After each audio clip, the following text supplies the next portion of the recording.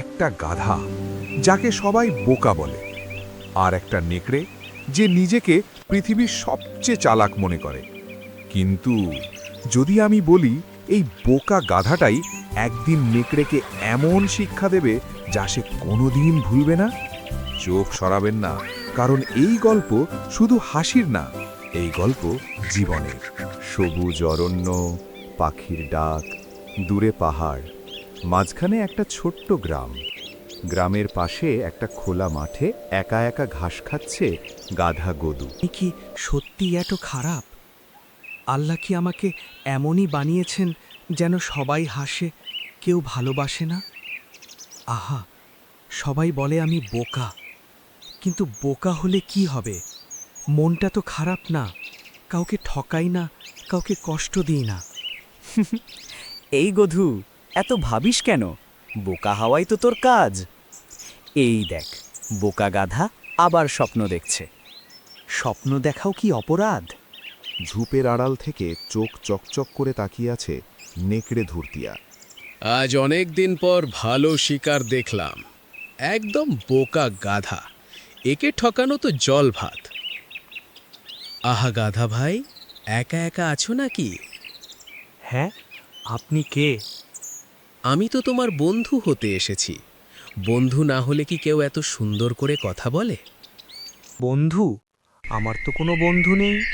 ধুর, দেখেছিস, একটু ভালোবাসার কথা বললেই গলে যায়। গদু ভাই, তুমি জানো এই জঙ্গলের শেষে আছে সোনার ঘাসের মাঠ। যে সেখানে যায় সে আর কখনো ক্ষুধার্ত থাকে না। সোনার ঘাস? সত্যি? একদম সত্যি, কিন্তু ওখানে যেতে হলে একটু সাহস লাগে। আমি সাহসী নই, সবাই তো বলে আমি বোকা। বোকা না, তুমি তো নিষ্পাপ। চলো, আমি তোমাকে নিয়ে যাই। গভীর বন, পেঁচার ডাক, চারপাশে অন্ধকার।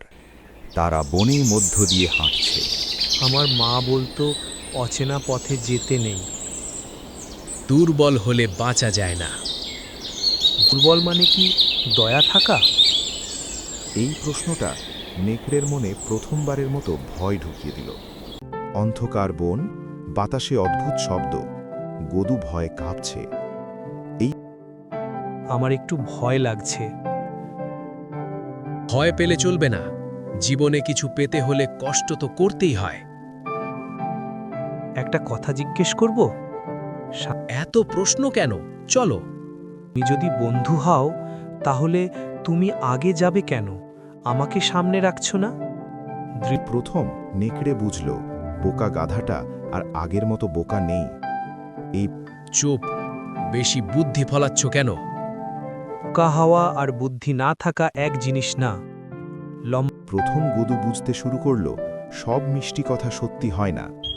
গদু জানি আমি বোকা নই, আমি শুধু বিশ্বাস করি, আর বিশ্বাস করাই যদি অপরাধ হয় তাহলে এই পৃথিবীটাই ভুল।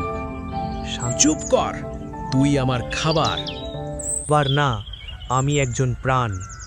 চলবাসী, সবাই শুনো, এই নেকড়ে আমাকে খেতে চেয়েছিল, বন্ধু সেজে ঠকাতে চেয়েছিল। হঠাৎ জোরে ডাক দেয়। সব পশু জড়ো হয়। ধূর্তিয়া পালাতে যায়, কিন্তু ধরা পড়ে। যদি আমি চুপ থাকি কাল আরেকজন গাধা মরবে। আমি ভুল করেছি, ক্ষমা করো। ক্ষমা করা যায়, কিন্তু বিশ্বাস ভাঙা খুব কঠিন। আমি সবসময় শক্ত হতে চেয়েছি, কিন্তু কেউ আমাকে শেখায়নি ভালো হওয়া কি। শক্ত হওয়া মানে অন্যকে খাওয়া না, নিজেকে বদলানো। ছোট নেকড়ে ধূর্তিয়া কাঁদছে। আমি ভয় পাচ্ছি। আমি কাঁদবি না, এই জঙ্গলে দুর্বলদের বাঁচার অধিকার নেই। শুধু একটু আদর চাই। আমি এই দিন থেকেই ধূর্তিয়া শিখেছিল আবেগ লুকাতে হয়, আর বাঁচতে হলে অন্যকে আঘাত করতে হয়। আমি জানতাম না গাধা, ভালো হওয়া এত কঠিন। আমি শুধু বাঁচতে চেয়েছিলাম, কিন্তু বাঁচতে গিয়ে ভালো হওয়া ভুলে গেছি। আজ তুই যদি আমাকে শাস্তি দিস আমি কিচ্ছু বলবো না, কারণ আমি নিজেই নিজের অপরাধী। আজ থেকে আমি আর কারো ক্ষতি করব না।